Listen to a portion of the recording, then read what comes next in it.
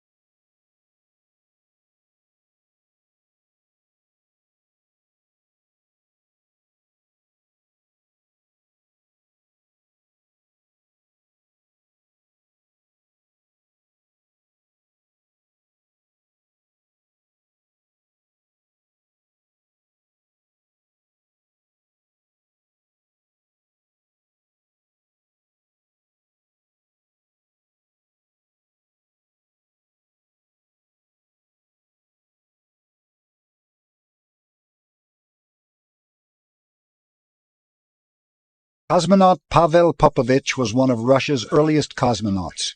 He joins the ranks of an increasing number of military personnel who have testified as to the validity of the UFO phenomena.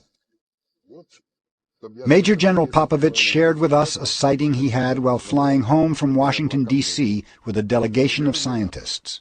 Но вот почему-то у меня возникло такое желание, я сидел возле иллюминатора, посмотреть в иллюминатор. Я посмотрел, и у меня, значит, глаза вот такие сразу стали. Смотрю рядом, практически где-то, ну, километра, может быть, 1,5 от нас.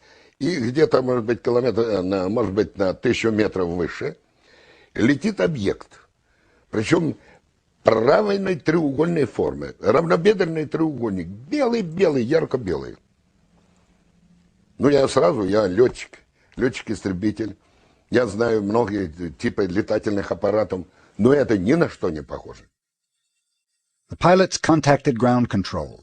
Ground control did not detect anything on radar, even though the object could be seen by all occupants of the plane.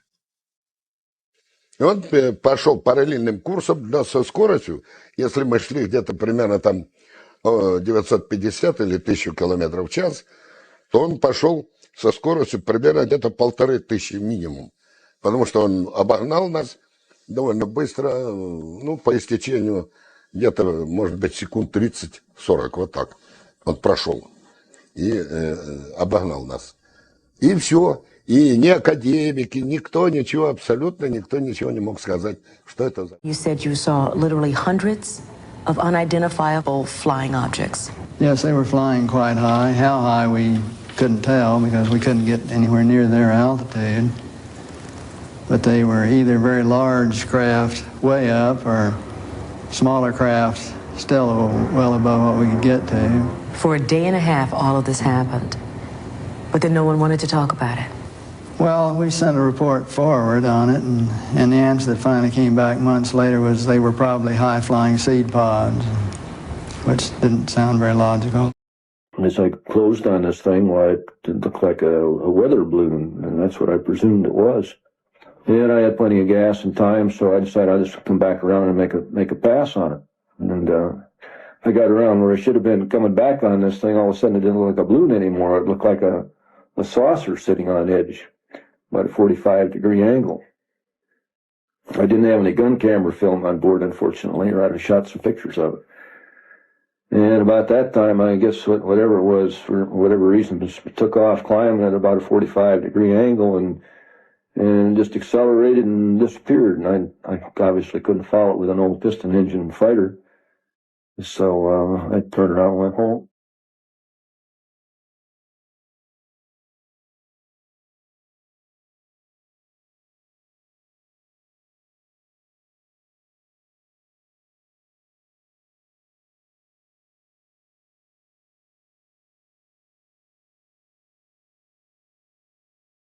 The following sequence of photographs and film was taken by the astronauts.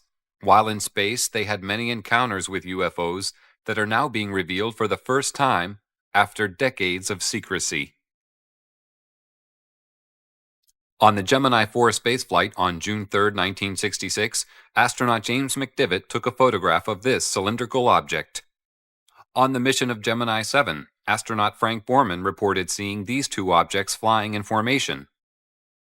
On the Mercury 1 mission on February 20, 1962, John Glenn took this picture of two glowing objects.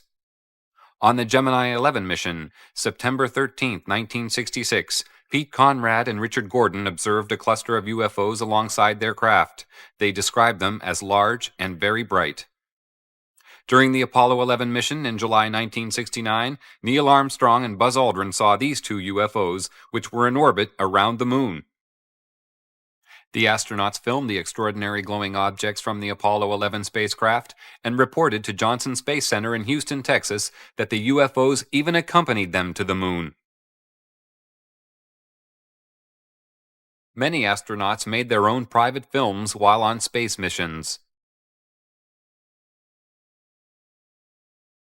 This film, shot by James McDivitt in a long sequence, shows the remarkable aerobatic ability of UFOs. The astronauts faced UFOs so regularly that they became part of their everyday life. Because of restrictions, however, they were unable to describe their encounters to the public. One of the first to break the silence is former astronaut Brian O'Leary, a professor of physics and an astronomer from Princeton University, who comes forward for the first time to speak of the reality of visitation from out of this world. What I do know from my own experience and from scientific investigations and experiments is that UFO phenomena and a range of other events are part of our reality, as incredible as they may seem.